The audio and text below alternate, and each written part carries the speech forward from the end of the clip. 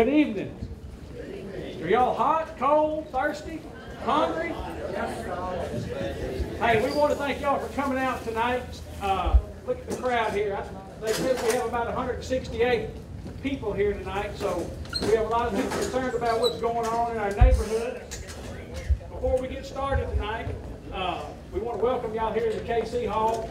We want to thank all these guys for coming out from the Sheriff's Department, Constable, and different agencies. I'm Frank Benarski. I'm the Grand Knight here at the council. We thought it would be good to have this meeting for our community, Willis, New Waverly, and the surrounding areas. I will let Glenn talk to y'all for a minute, and then we'll get started, okay? Thanks for coming. Okay, my name's Glenn Byler. I live down here on Shepherd Hill Road. Tonight, we're on a limited time. These officers are going to talk a little bit, but we don't simply have time to hear all the war stories, okay? We've got to keep it short and sweet, people. This is more of get out and meet your neighbor. Notice what kind of car or what your neighbor is doing. I had a guy down the street I was talking to the other night. Drove by a guy's house, said, that looks like a U-Haul in his driveway. Well, he called him. Turns out it was UPS using a U-Haul truck, but you know, it's a whole lot better to find out ahead of time. I have called several of my neighbors asking about strange cars. I've never been told they didn't like it, you know. So please. Also, there's a bunch of paper pads up there. Some of them are real pretty pink, purposely. We need to get rid of these at my office. Anyway, y'all write your phone numbers on them, give them to your neighbors so they can get in touch with you or you can get in touch with them, okay? We see each other at the cook-offs, we see each other at the fair, and then we don't see each other, or maybe in passing, but you don't have your neighbor's number. You can't get in touch with them if you need to, okay? So it could be real good. Okay, I'm going to introduce all the guys up here in uniform. We've got a couple of judges here. I want to start off with them. Judge Wayne Mack, Montgomery County. Where's the other judge at? Where's Judge Mature. Where are you at, sir? Over here. There he is. He's hiding. Scott Engle, North Montgomery, or Montgomery County Police Reporter. All right, Scott Davis, Montgomery County Sheriff. Steve DeJohn. Degner, I'm sorry. James Blackwell. Walker County, right? Montgomery County. Southside boy. KC Chitwood, Walker County Sheriff. Stephen Cole, Walker County, excuse me. Jimmy Williams, Montgomery County Fire Marshal. Jimmy Henry, Commissioner's Court, Walker County, Precinct 4. There he is. All right, gentlemen, who wants to start this off? We want to do it short and sweet. We got two minutes. Two of us not signed up. Oh, I'm sorry. I forgot to write. I'm Stuart Hightower, City of Panorama. City of Panorama. Hightower? Yes. All right. Derek Rhodes, Precinct 1 Constable's Office. Everybody hear that? Gentlemen, I apologize. Okay, like I said, we let them do a little talking. We can have a question and answer afterwards. But we have had some problems in the neighborhood lately. And it's just to kind of make you aware of it and what you can do to help out on it. Thank you, sir. Can everybody hear me? No. Okay. No, serious. Can everybody hear me? No. All right. I guess I'll have to use the mic. My name is Steve Degner. I'm a rookie with the Sheriff's Office. Okay. Actually, this is my 32nd year with Montgomery County Sheriff's Office. So I'm kind of been around. This is what we need from the public. We cannot be everywhere all the time. Y'all have to be the eyes for us. All right? Let me throw some stats out here. The National Institute of Justice suggests there be 4.6 officers per 1,000 people population. Montgomery County has one officer for every 2,000 population. Do the math. Okay. This area up in the north side, this is called District 1. It is the biggest district in Montgomery County. It's approximately 550 square miles. There are 5 officers covering 550 square miles. That's a lot of people. So we need y'all to help us catch the bad guys. That's what I love to do, is catch bad guys. Before I came out here, I actually ran some statistics. So far this year, just in District 1 now, just District 1, there's been 50 burglary of habitations. Only 7 of them have been from Calvary Road corridor in north. That's only 7.1%. That's not a whole lot. Of the burglaries of buildings, of businesses, that type of deal, there was 47 that have been reported so far. 4 of the 47 have been on the north corridor. Burglary of motor vehicles, 0. What does that tell me? They're not being reported. We cannot catch bad guys if we don't know what we're looking for. So we need y'all to be proactive with us. The only time that we as street officers, that's what I am, I'm a street officer. The only time street officers can be proactive is when we actually have some downtime and we're not taking reports or going to calls. And then we actually do have, they're called hotspots that we're assigned that we're supposed to go to. And mine is on the north side, just to catch the bad guys. Another thing we have to get y'all to start doing for us is taking care of yourselves and your businesses and your buildings and your homes. Lock it. Hide it. If you've got a 4-wheeler, don't leave it out there where somebody can see that thing. Put it around the back of the building, chain it up, and lock it up. If you have an alarm system, use your alarm system. You know what, I take back. I talked to the Walker County guys. Their burglaries, they've only had 2 on the north end of their, the south end of their county. So that makes 9. That's not a whole lot. So that means y'all are either taking care of business yourselves, but we need y'all to take care of business for us. Y'all are our eyes. If something's suspicious, call it in. If you get a break-in, call it in. I don't care. I just took one the other day, a briefcase. That was the only thing that was taken, was a briefcase. If I catch a guy and he's got a briefcase in his car and I haven't taken a report, how do I know that that thing's been burglarized? That's what we need y'all to be there for. Watch out for your neighbors' houses. Get to know your neighbors. You change phone numbers, that's fine. Get to know your neighbors. Know their cars. That way if you see something strange in there, call us. We will come out to the calls. If you have alarms on your houses, turn your alarms on. Because there's been a lot of times I've gone to burglaries, oh, I just didn't turn the burglar alarm on. That's why somebody knows that they're there. We have caught a lot of burglaries. That's what Scott's going to talk about here in a few minutes. But y'all have to be our eyes and ears out there. We can't have a cop on every street corner. And even then, if we had a cop on every street corner, we'd still have crime. Bad guys are going to be bad guys no matter where they're at. Right? There we go. I wanted somebody to say something to me out there. Kind of hard sitting over just talking to blank people. So, y'all have to help us. We will help y'all.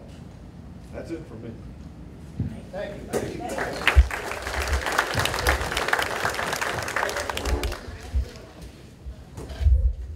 Hello, I'm Scott Davis, detective with the Sheriff's Office. I've been employed with the Sheriff's Office for about 20 years. Some of you know me. I was raised in this area, proud Willis Wildcat graduate. I know it real well. Of the 20 years I've been with the Sheriff's Office, most of the majority of that time has been spent in this area, either as a patrolman in the 90s or detective since the late 90s. I came to talk to you guys about the article I read in the paper and the concern that you have about recent burglaries or the fear of burglaries going on. When I reviewed the stats, it looks like things aren't as bad as I thought. But I wanted to share with you a story of an investigation I conducted. I am primarily assigned to the west side of Lake Conroe, so everything on the long side of the west side of 1097 bridge. But from time to time, I am over here with my investigations. About 3 weeks ago, our patrol units conducted a routine traffic stop, and during the course of his investigation, arrested 2 young adults in possession of a stolen firearm and stolen property. I took the case, the investigation, and visited with them in the Montgomery County Jail, and by the time I was done, they confessed to 400 BMVs spanning from Bentwater to the Woodlands.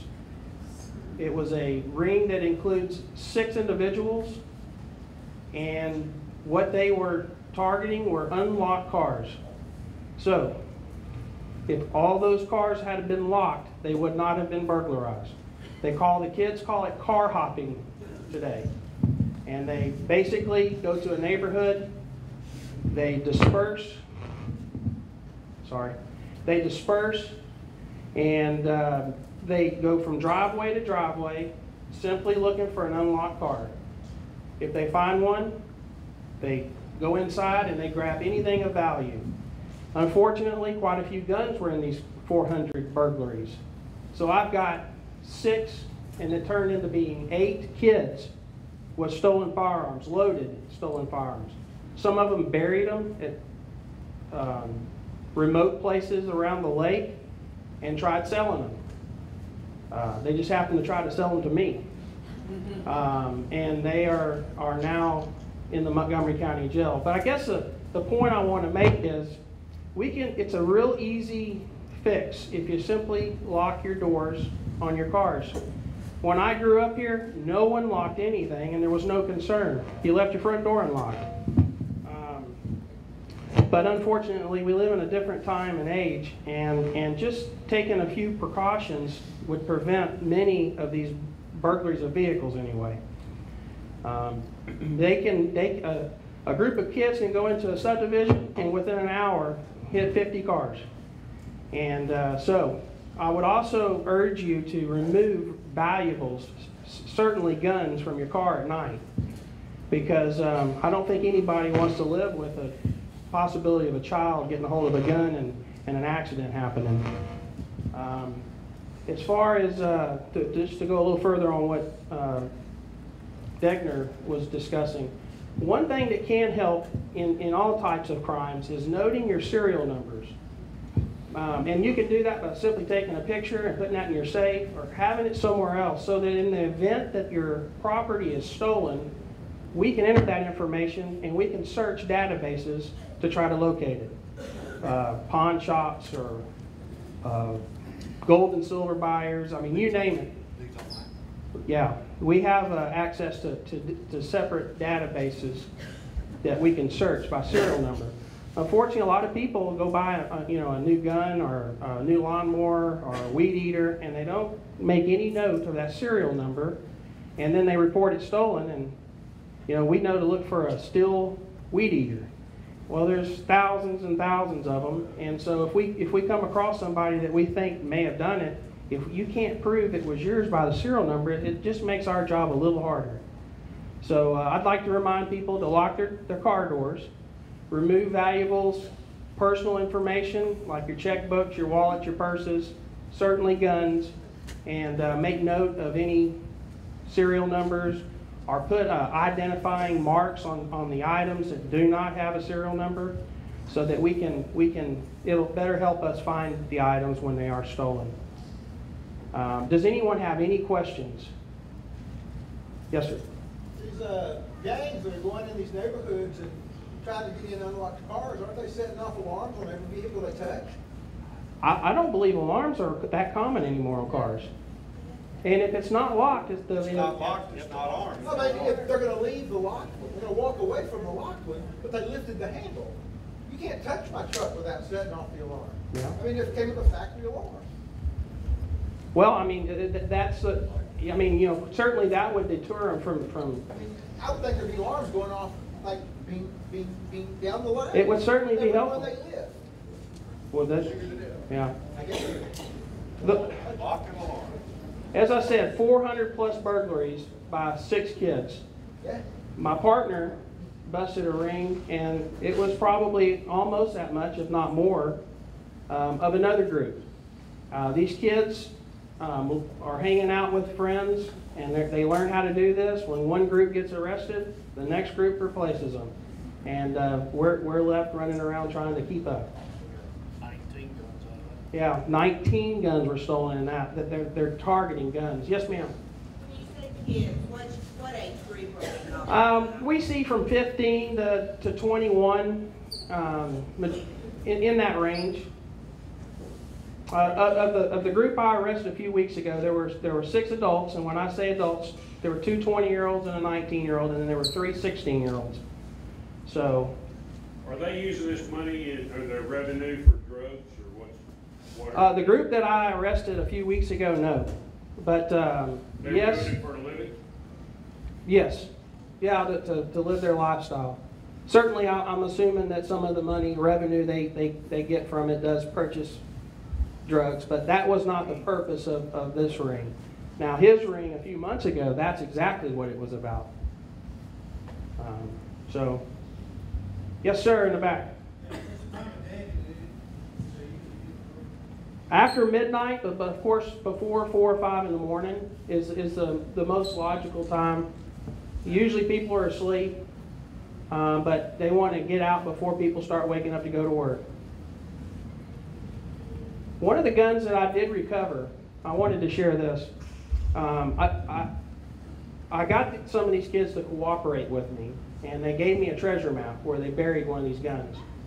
And I went down the street to 10 o'clock, 5 steps over to this stump, and unearthed a bag with a stolen gun. That gun was not reported stolen. And so I finally found out or figured out who the registered owner was, and I called them to tell them, hey, we have your gun.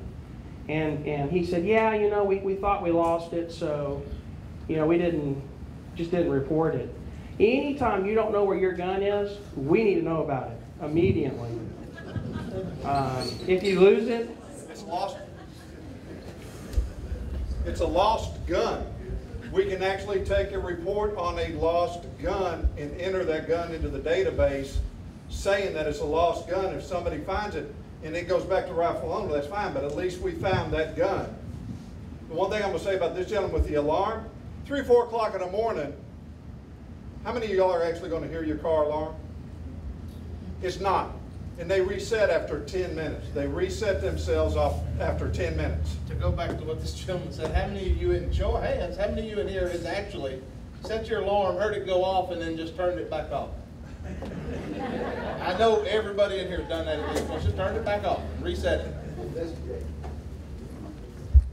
yeah, I've not personally worked, and I just started 20 years ago, but I've never personally worked a group of kids that go around burglarizing and actually breaking windows. They do not want to cause that much attention to themselves. They want to get in and out quietly. So that's why they target unlocked cars. So, anybody has no more questions? Yes, ma'am. How do you suggest putting an identifying mark on a piece of equipment so that it would not be readily seen? So when you go look. Yeah, your social security number or a piece of your social security number, you can engrave it with an engraved. That's what a lot of tools don't have. Right.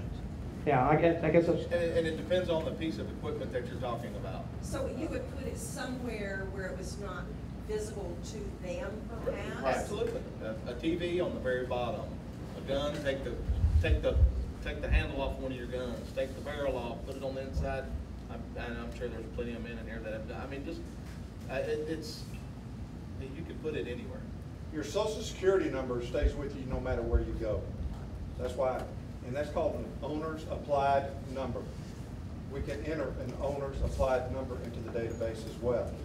So if you move from here and go up to Yankee Land, Oklahoma or something like that, okay, and you move to Oklahoma, okay, your social security number stays with you. Some people put their driver's license on, but as soon as you move to Oklahoma, you're gonna get an Oklahoma driver's license, and they're gonna find this number on there, they don't know what it is. So if you have your social security number on there, then it's gonna be able to come back to you, and we'll know who to go look for at that time. And just the From a last credit four. standpoint, we don't recommend that. The what? From a credit standpoint, we don't recommend you use part of the special. It's gonna, partial social security number. Yes. Okay? The last 4 or the last 6, where they It's don't gonna have. stick with you no matter where you go.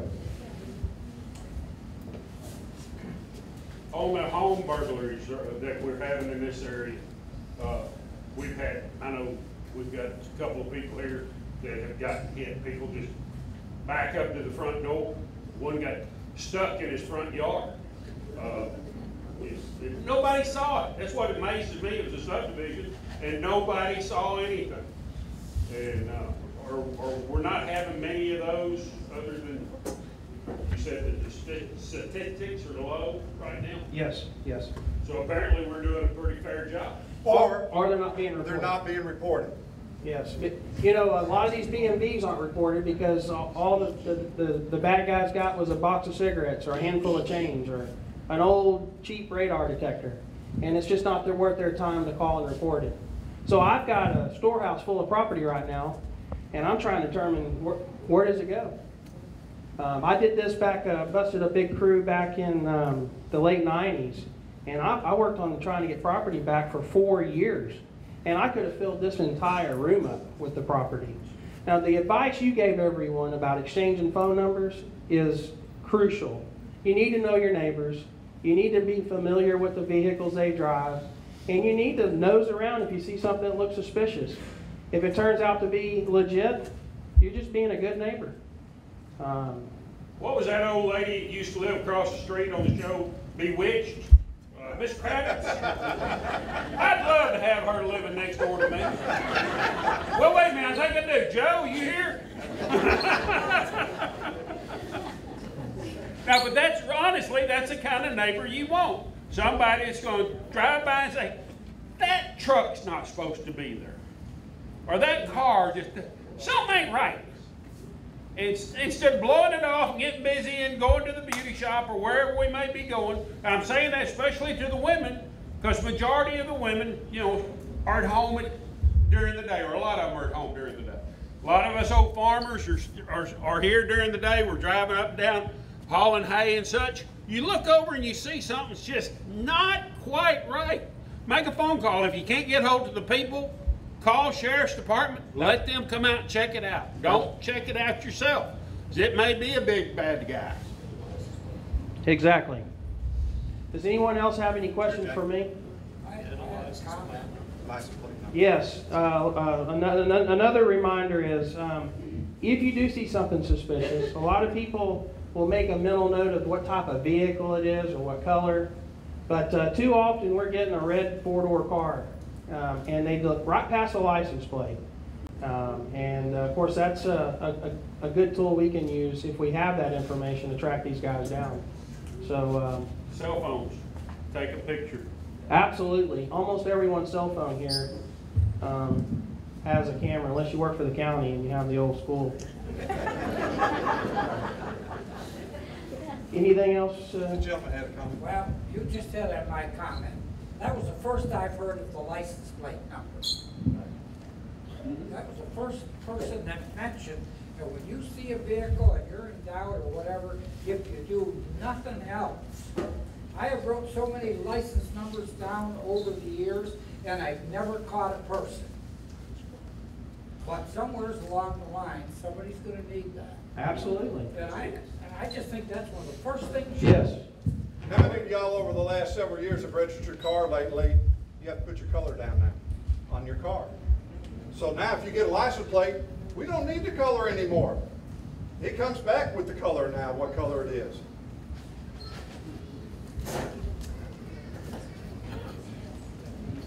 All right. Next. Anybody? JC, I'm old and bad knees.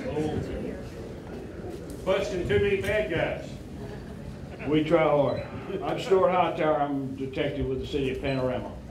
I am one of the older folks here. I've got 36 years come November.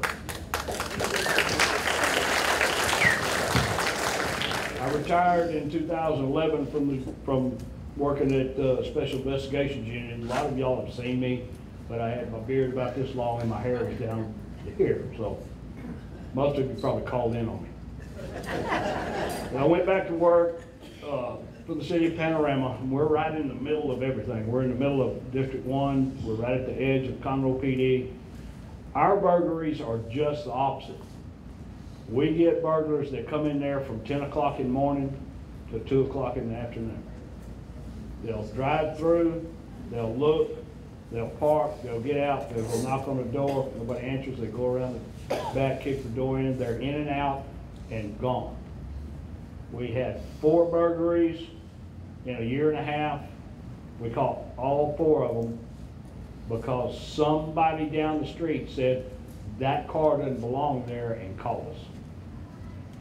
1 pair of burglars we caught, or one single burglar, he got caught because the golfers didn't think he looked right, and it was obviously after he broke the glass in the back door. For them watching it, they had a camera. They're standing there taking color pictures of him. He was not the smartest individual in the world, went to trial. They offered him 5 years. Now I'm going to trial. He has 40 years now to do. Yeah. Recovered all the things. What was interesting about a lot of the stuff we recovered, they didn't have the serial numbers, but a lot of the people had taken a permanent marker and somewhere on it made some kind of a mark that identified it. And it was, all of the property got returned. There are some things that you cannot put serial numbers on. A permanent marker will be permanent on plastic. It doesn't necessarily have to be a number. It's better if there is. Put a mark on there, put your baby's name, put something that you can remember and take a picture of it. And God forbid, when it comes up missing, you can give that officer that's going to take that report, here's what they took, here's what it is, and see this mark here? That's my identifying mark. Something else you can do, and it's pretty easy to do, walk in the front door of your house and start taking pictures like this. Go into every room, take a picture. Take a picture of everything that's in there. Put those pictures on a desk and save them. After you do that, write all your serial numbers down. Save that. It's really easy to do. And during the day, and my burglars were all drug related, every one of them. That's what they were looking for, money, quick money. I'll tell you, I'm working a case right now with Walker County. He had a burglary of a church, burglary of a motor vehicle at a church. They got a gun and medical supplies. Medical supplies. They left there, came straight down the freeway. At Panorama, there's a cut-through road, Panorama Boulevard, but there's some condos right on the freeway. One lady comes home during the middle of the day, parks her car, not in her garage, against the curb. She's not upstairs 30 minutes. They drive through there, they look, they see it, they get out, they look in the window, there's a wallet in there, bang the window out, take it. They left there, went straight to Walmart, and went Walmarting. Luckily, they left there, went to Sam's, pulled up at gas pumps. We have some really good video of it. So, questions? You mentioned about the serial numbers and taking the pictures. Now, Yes, fire department, isn't that great on insurance claims too? That's good advice. I mean, if you have a fire, that's one of the first things they're going to ask you to prepare an inventory. So you should probably do that. You can use that. I guarantee you, you're never gonna write down all the things that you have in your house. I've been flooded twice, I know. That's the reason I'm up here on this hill now. If I flood, shame on the rest of you poor people. Mr. Hightower just mentioned, write down your serial numbers. Take pictures of them. take pictures of them, put them on the disc, put them on the thumb drive, and just save them, keep them. That way you don't have to put identifying marks. That's something else that when we go around and we do these crime stoppers, crime watches, take pictures of your serial numbers, have your kids, families, whomever, and save them. Keep them in your safe, keep them in your safety deposit box at the bank. Give them to a kid so they're not in your house. Give them to a loved one, to a family member, something. And, you know, God forbid if you're broken into, at least you'll have your serial numbers. I don't have them with me today, officer, but I have them at the bank. I have them with my loved one. I have them with my brother, my sister, my dad, my whomever. And I can get them. It's just that easy. It's that simple. I wanted to take a quick minute. Who was here wasn't it 2 years ago we were here? Who was here 2 years ago when we did this? Good, yeah, good group of folks. 2 years ago when we were here and did the same thing, we made, Cole, how many arrests? How many arrests did we make, Jared?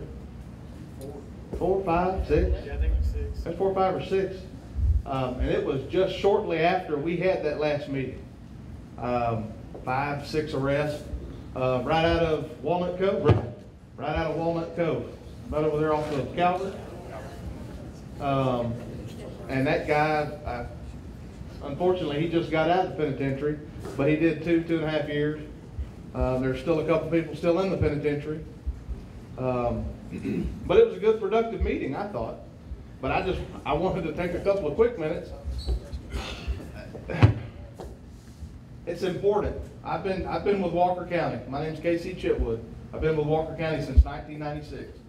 I was a property crimes detective for lots of years, and I've seen lots of different kinds of burglaries. A gentleman somewhere in the back asked, what time do the burglaries happen? Where was that gentleman at? Right there. Lady came home for lunch, walked outside to her barn in the back. She was outside for maybe 10 minutes. She came back inside, her house had been broken into. I can't tell you what time the burglaries happened. Happened in the middle of the night, happened in the middle of the day.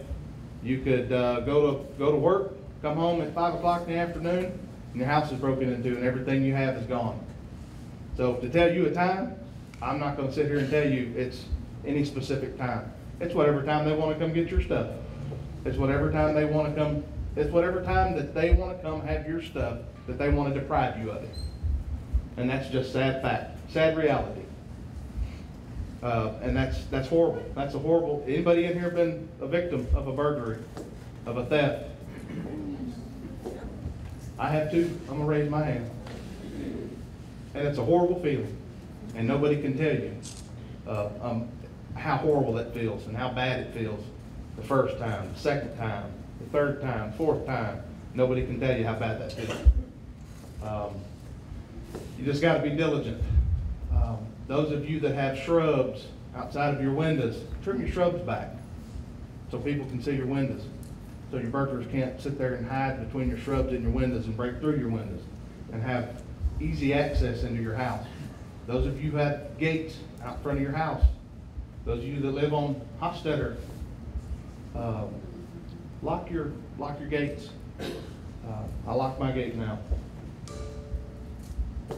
You got to lock your doors. You got to turn your lights on. You got to be diligent. You as neighbors, you've got to pay attention to what's going on around your.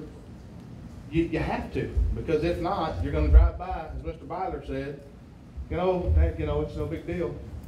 And sure enough, that neighbor's going to call you and go, "Did you know my house got broken into?" And you're going to feel about that talk. Okay, see, I want to add one thing. This week, we've been riding around, wife and I have been riding around the neighborhood, handing out flyers and talking about this meeting and meeting neighbors. I've lived over here for 25 years, and some of them, I know them when they drive by. Oh yeah, that's a guy in the red Chevy pickup. I know that guy. Well, so far I found out I got me a fishing buddy that loves to go fishing. I got a guy that runs cattle that we've got a lot in common. But anyway, in riding around, you could look at the houses and see who was gone, especially on Sunday, 4th of July weekend.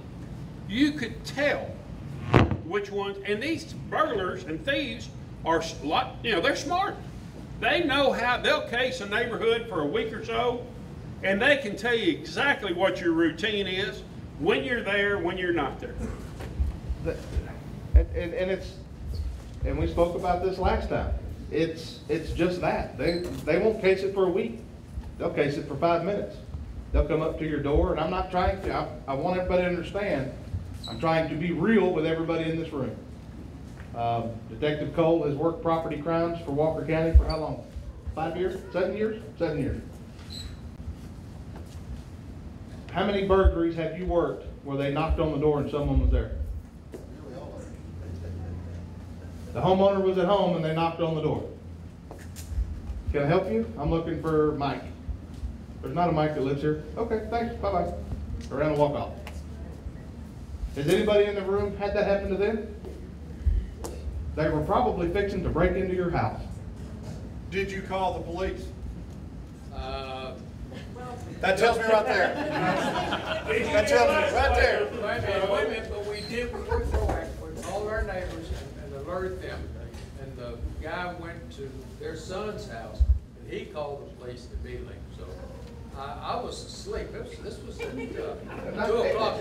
Again, not casting stones. I just, but that's exactly, and it's no time of the day, no time of the night. That's exactly, they case for a week. Some may case for 5 minutes.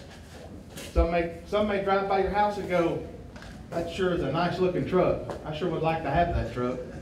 And that's just how they think. I have interviewed thousands and thousands, especially just like these gentlemen up here, thousands and thousands and thousands, and they have absolutely no reason why they wanted their truck. I just wanted it. It was a nice truck. It was better than mine. Did you see what I was driving? I mean, I actually had them say that. Did you see what I was driving? Their truck had air conditioner. That's just that silly. Yes, ma'am. I have a real problem because if I don't recognize who's at my door, I am not going to open. If you don't recognize who your door, pick your phone up and call 911. I'm being honest with you. I'm being honest with you. If you do not recognize who is at your door, you pick up your phone, call 911, say, I'm here alone. Did you have your cell phone, your home line, your landline, however you want to call it? I'm here alone. There's a strange man at my door and he's banging on my door. It does happen. Absolutely it does happen. It's happening. Absolutely, I'm sure it has, yes ma'am. And it's sad. And I feel sorry for you. Where do you live? On Paradise Point. That's my district. Back in Calvin. That's me. Any Do other you questions? have a weapon in your house? Please say yes. Tell them you do. Tell them you do. I wanted to take one more quick minute, and then if anybody has any questions of me, I'll leave it alone. Be diligent. When we say keep your eyes open, keep your eyes open. Whatever you do, and there's a couple of you in here that I have talked to in the past. Some of you that are standing up in the back. Do not, I implore you, do not get in your truck or your car and chase after these people. Because and I'm just being honest with you, because it's not worth it. It's absolutely not. That's our job. Let us take the risk, because that's what we signed up to do. Am I right or wrong? That's our job. That's what we signed up to do. Let us do it. Call 911, get us involved, let us come out and do our job. It is entirely 2 days. I believe this lady in the, yes ma'am. What do you recommend so that they don't pick my house? What do I recommend? So I'll be honest with you, and I have given lots of advice before. I would have to see your house. If you want to, you feel free to sit here and describe it to me. I don't know how much time we have, Mr. Byler. Is it a two-story house? Do you have any security lights outside? Do you live on a main street? Do you live on a highway? Do you live on a state highway? Do you live on a farm market road? I mean, I live in a subdivision. you live in a subdivision. Do you have any security lights? Do you have shrubs in front of your windows? Do you have a gate outside? So they wouldn't get into your house? I would say put a fence around your house and put a gate out front. That would be one thing. That would be where I would start. Because usually, and you can ask Detective Cole and anybody else that has worked any kind of burglary, usually if they have to work Usually if they have, now if they know you're not home, they'll work day and night to get, especially if they know you're on vacation, they'll work sun up to sundown to get to whatever you got, especially if they know you're not coming home. But if they know you're just at work, that's too much work. They're gonna go to your next door neighbor's house that doesn't have a fence or have a gate. Or a bad dog. Yes, ma'am.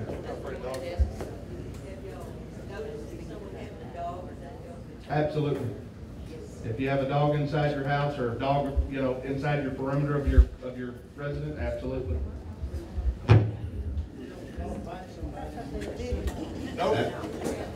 No, sir.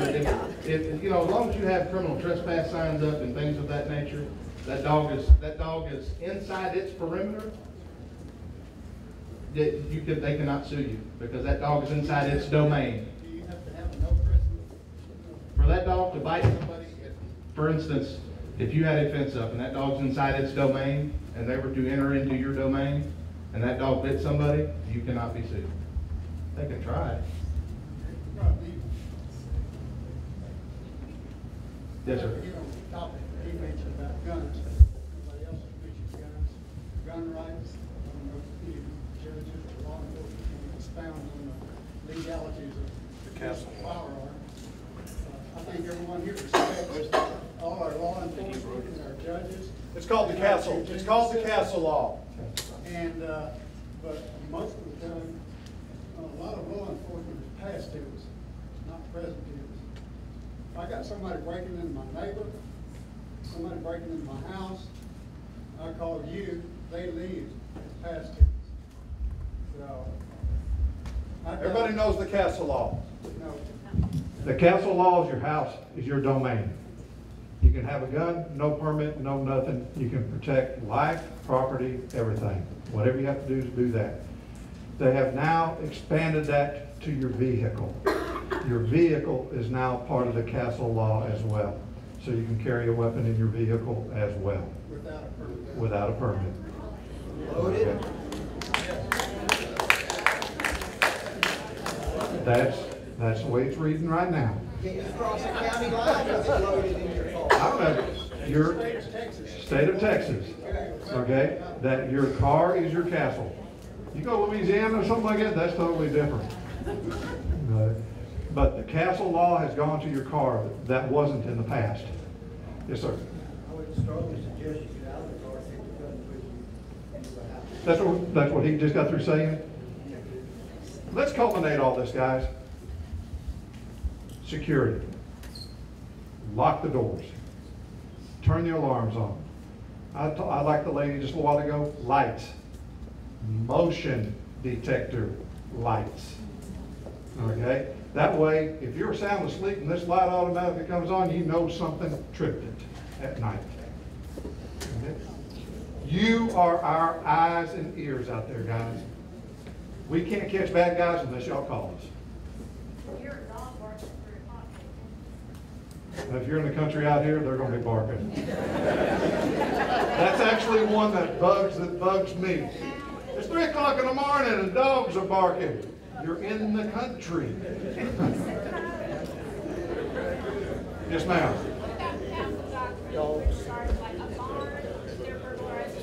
Your property. Your property. Your property. Your property.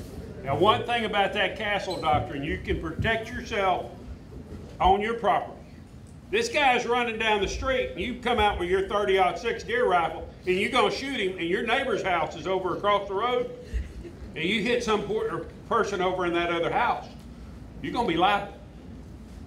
Okay? So think about it if you use your weapon. If you're protecting yourself in your house, blow his butt off. No problems. But if he's You didn't hear me say that. You didn't hear any of us. You didn't hear any of us say that. I'm not affiliated with any law enforcement. Disclaimer, disclaimer. But if you do use it, remember, they're doing it in town or all over the country. Families are coming back saying, well, you shouldn't have shot him. Just because he was breaking in your house with a weapon, you shouldn't have shot him. Be prepared for the consequences. Yes, sir. You can't sue somebody. You can't what? If someone steals your property and they're fleeing, they leave my property boundary line, Can you or can you not? You are no longer in danger. Yeah, you're no longer a threat. They're no longer a threat. You have to be a You have to threat. be in danger. Okay. You have to feel in danger. Like you're going to be. I'm not going to tell you you can shoot somebody, you're not going to be able to shoot somebody. That's something you're going to have to live with yourself. Okay, I'm just saying, if they've left the property, you're no longer in danger. Not in pursuit. You No, can't pursue. no. Do not, that's what he just got through saying. Do not chase bad guys. That's my fun. And believe me, that's my fun. Anybody that knows me, that's my fun. Quickest way to get them to leave is with a green laser designator. That'll work too. That works. Okay, does anybody else got questions? When you say your property, you mean your 1 acre, 5 acres, or your 50 acres? Whatever it is. Okay. Your property is your property. Okay? I'm not going to let anybody come on. My deer lease, that's my property. That's 2,000 acres. Okay? Nobody's going to come on my property. own that property, or is it leased property?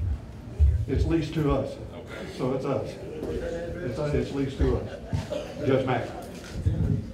Let's give all these men a round of applause and thank you for being here tonight.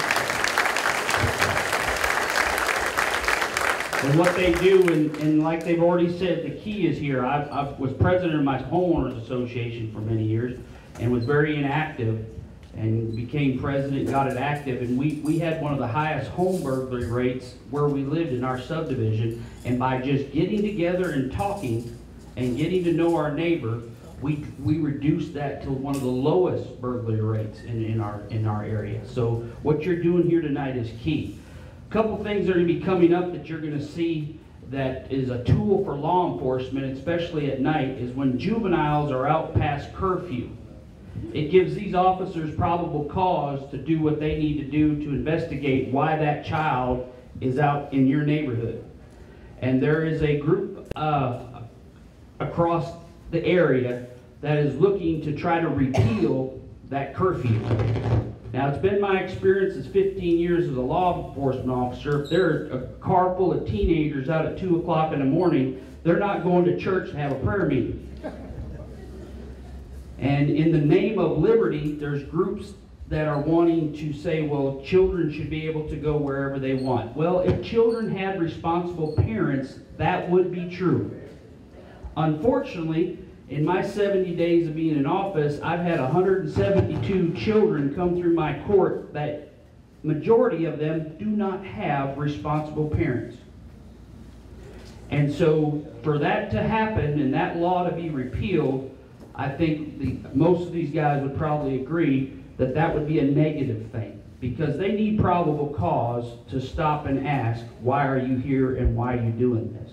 So as you see some of the buzz and some of the things that are going to happen, quite frankly, there's a group of parents that they're being held accountable because their children they're not holding their children accountable, and they feel like that curfew should not be in place. And personally, in my experience with law enforcement, that is just another tool in the toolbox for these men that are out here to protect and serve you to be able to do their jobs. So when you see that coming along, and it may be put on a ballot, they're trying to get petitions, it could be in Montgomery County put on a ballot to repeal that, I would tell you that I don't think that's a good idea. So, Mr. Benarski, the Courier got everything good about the article except that this is Benarski over here instead of Benarski, but... And I didn't notice it until I saw this thing right here. But Frank Poncho, as everybody knows him, for you and everybody that was involved in getting this group out here tonight, good job. Because this is the key right here.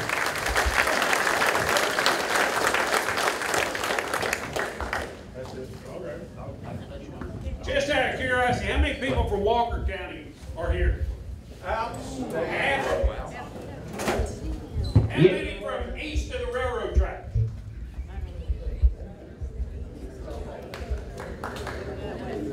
Hey, something that Detective Blackwell just brought up here is those of you that participate in social media, Facebook, so forth, don't advertise that you're 5 days away for leaving on a 10-day trip.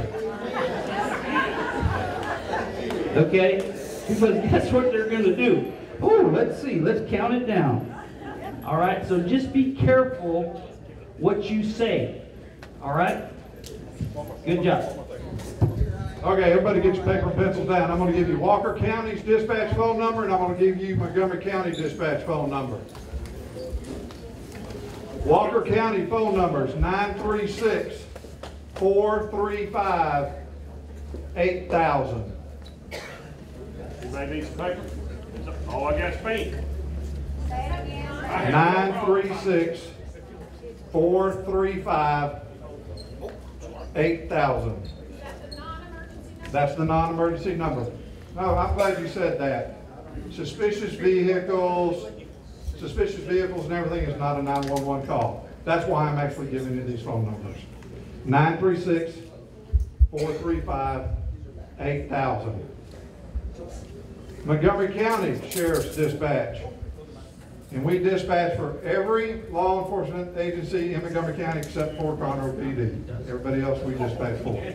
It's 936-760-5800. It's 936-760-5800. Option 3. It's a voice automated.